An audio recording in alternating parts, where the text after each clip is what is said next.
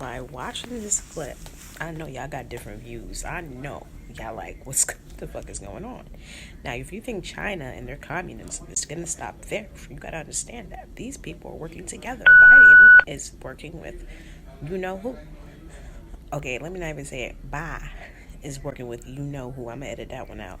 But like I said, you got to be smart and you got to look at everything. What is happening? Look what's happening over there. Okay, you got Russia invading Ukraine, I think it is, and China won Taiwan. Because they know that something about to go out. And it's crazy because, guys, this is literally happening for Olympic Games. Genocide is happening. This is a moneymaker, okay? And they're willing to put people and lock them up, okay, in quarantine camps. This shit is like a movie, okay? Okay, cut. Like, oh, the whole world looking like I Am Legend right now. The whole world, especially China. China done took the cap off with the I Am Legend shit. Like, do it again or again. Stand down! Stand down, soldier! Stand down! I am Lieutenant Colonel Robert Neville. I'm ordering you to scan her again. Scan her again! All right, scan her again. It's clear. It's clear. Move through. Will China cancel the 2022 Winter Olympics, better known as the Genocide Games? It should. The Games should have never gone to China in the first place, but the world showed no spine. All it could offer was half-hearted diplomatic boycotts. Now, China's homemade virus may do what superpowers fail to do: derail the Genocide Games. They're scheduled to begin in 3 weeks from now, and the Wuhan virus is unrelenting. The Omicron variant is spreading fast. It has left China's zero-COVID policy in shreds. One more Chinese city has been put under lockdown, the city of Tianjin in the Hebei province, the fourth city to be locked down in 2 weeks. A handful of cases were reported there on Tuesday. For that, all 14 million residents of Tianjin have been locked up in their homes. This is a bit of a panic reaction.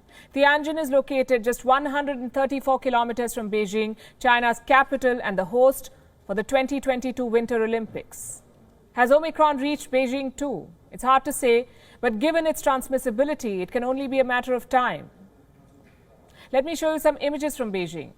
These are the venues for the Olympic Games, sealed behind giant metal fences. China has created an impenetrable bubble, or so it hopes. It stretches 200 kilometers across Beijing. For the next 3 weeks, everyone associated with the Winter Olympics will have to stay inside this bubble. From hotel staff to volunteers to translators to cleaners, all of them, they've all been locked up inside this bubble. No one is allowed to leave. You see, this has become a matter of prestige for Beijing. In 2008, when they hosted their first Olympic Games, Xi Jinping was in charge. The event cemented his political position, and then he went on to become the president of China. Now, in 2022, he's presiding over another Olympic event, and this one may spell the crash of his geopolitical position. China is seen as global enemy number one. The truth about the origin of the Wuhan virus is still not out. China refuses to give access or share data. There is no telling what goes behind the Great Firewall. So when China locks up more than 30 million people because of a few hundred cases, the world wonders if it's hiding something more sinister. Let me show you another video. China has set up quarantine camps like these for the infected. They look more like concentration camps, some say. Endless rows of metal boxes with suspected Wuhan virus patients inside. Then we have another video. It shows hundreds of buses carrying people to quarantine camps in China. According to some accounts, if there's one Wuhan virus case in an apartment, all residents of the building are packed into buses and sent to quarantine. Those who refuse to go are treated like this, manhandled by health officials and dragged out of their homes if they do not comply.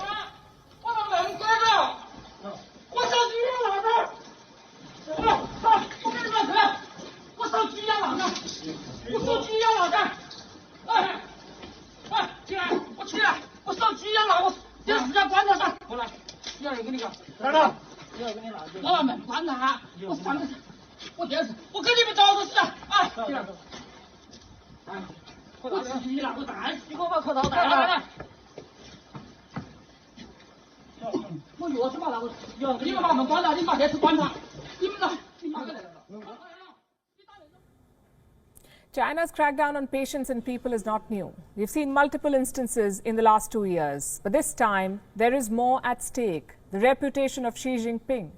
The chance to sports wash the genocide in Xinjiang. No wonder China is going to extreme lengths to secure the games. How's the rest of the world faring? Mulling another extreme. They're talking about living with COVID. The cases continue to rise. We'll begin with India. The active case count in India has touched 1.1 million, meaning there are more than 1 million COVID-positive patients in India as we speak. In the last 24 hours, more than 247,000 new cases were reported. That's a 27% jump in one day. What about deaths? 380 in a day. The trajectory does not look good as India readies for elections in 5 states. Prime Minister Modi held a virtual meeting with chief ministers of various states today to discuss ways to contain the surge. In the United States, a new study has established what most experts have been saying.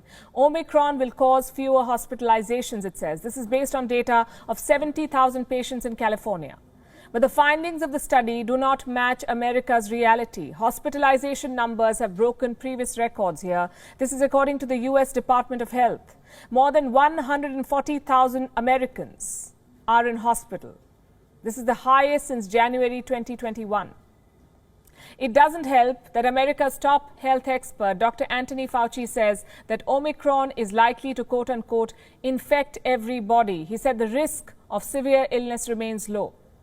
In neighboring Mexico, there's a sharp surge in cases. At least 44,000 cases were reported this morning. That's a new daily record for this country, 44,000 a day. In Brazil, too, Omicron has become the dominant variant. And the president's statements do not help. Jair Bolsonaro has called Omicron a welcome variant, one that could spell the end of the pandemic. His remarks have triggered some strong responses. The WHO's emergency director has issued a statement. He has said that no virus that kills people is welcome. He's right. Meanwhile, in France, the government is clashing with the education sector. Schools have been shut down. Teachers have hit the streets. Some have even resigned. They're upset with what they call the negligence of health authorities. They say cases are soaring in schools and the government's measures are falling woefully short. Reports say this is the biggest education strike in France in recent history. Trade unions expect 75% of primary school teachers and 62% of secondary school teachers to quit in the days ahead. It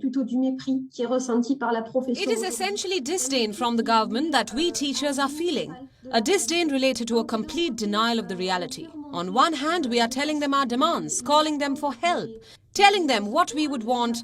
And on the other hand, the government ignores all of that and tells us that they know what the reality is and that everything is fine, or that things will be sorted out, or that the strategy has just changed and everything will be better.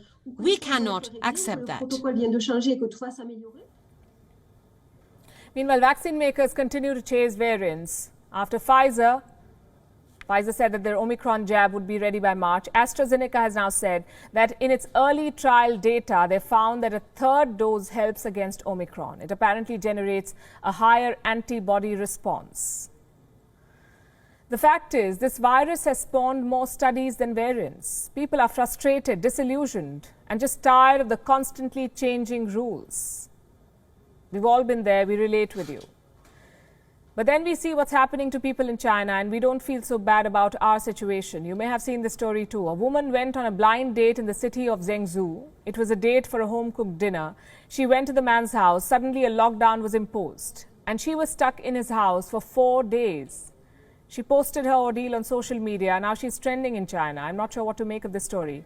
WION is now available in your country. Download the app now and get all the news on the move. And my words of advice to you, when you're watching the news, okay, you gotta think when you're watching the news. Because remember, it's brainwashing. And this is why I go outside. I watch regular news from time to time, not every freaking week, but from time to time just to keep me updated, okay? But you also have to go outside because different countries are giving you the all the pieces. Russia, India, the other places is not giving you that. New York City's not giving you that. America's not giving you the truth. Brainwashing. So at the end of the day, try to look for different sources, and I'm going to be bringing sources to this. Current events, y'all. So this is Tafari Kiki, and like I said, let's watch this.